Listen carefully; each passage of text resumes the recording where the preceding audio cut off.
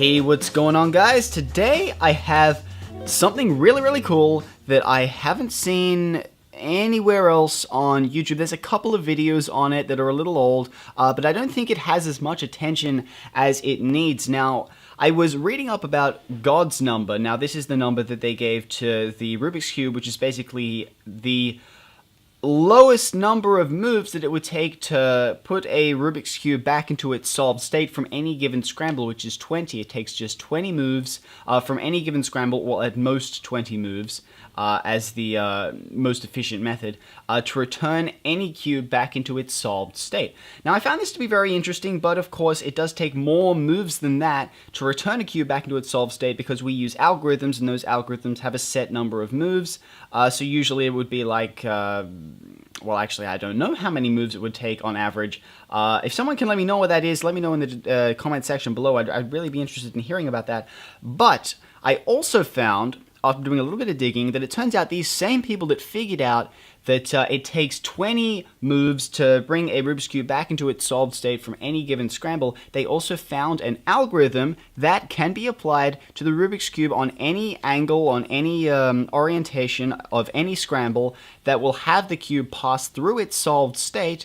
They have some statistics. Apparently, it's not always the case. It might be like 75% of the time. But the cube will pass through its solved state whilst completing this algorithm. So here's the algorithm here. I actually wrote it down. So I had to put a grid there so I could actually follow it because it was kind of getting jumbled up. So we have L, R2, B, L prime, R, U2, F2, L, B, D, U2, B, L prime, R2, B2, L prime, D2, U, L prime, B2, U2, R2, B, D2. Long algorithm, 25 steps long, but this algorithm, if applied to any scrambled cube on any axis or any orientation, it will turn the cube back into its solved state. So let's give it a try.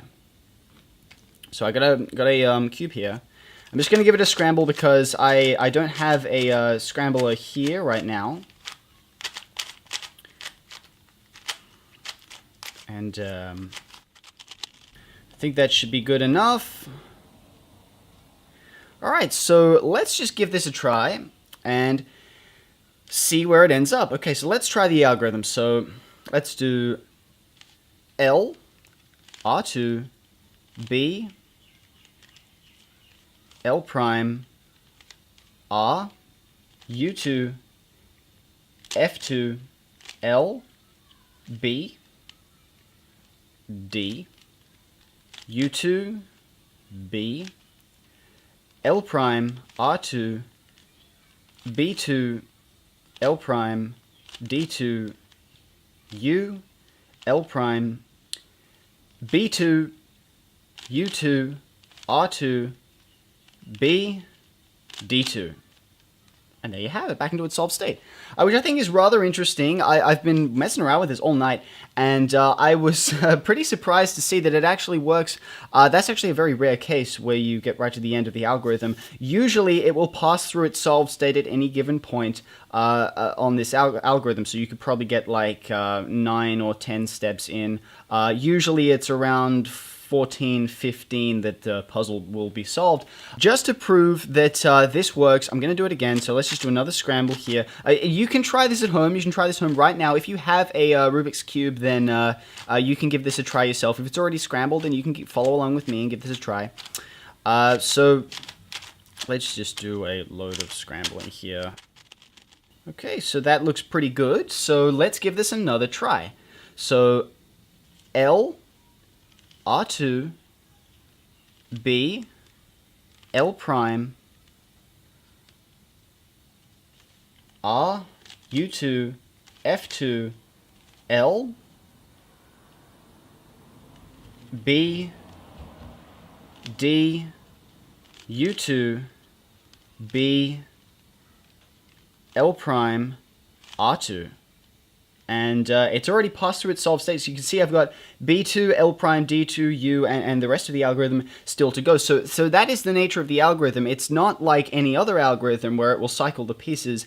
The cube will pass through its solved state along this algorithm. Now this, they have some statistics with them. I haven't been able to find them, but basically if you get to the end of the algorithm and the puzzle hasn't been solved, then all you had to do is go full circle and just continue with the algorithm from L all the way through.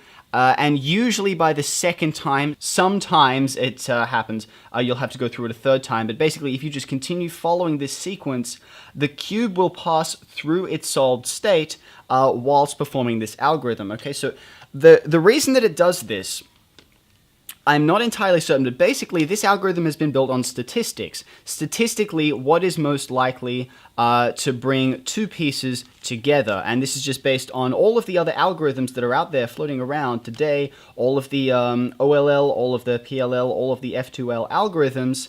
They all come together, and statistically, with this sequence of notations, you are more likely to get a, to bring just a couple of pieces together, so it will bring 2 or 4 pieces together.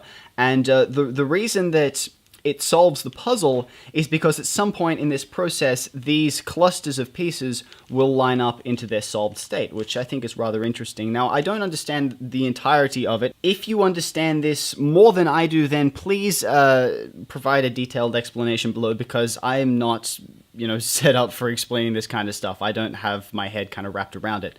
But anyways, hope you guys found this video informative. Give this a try for yourselves. Thank you guys for watching, and I'll see you all next time.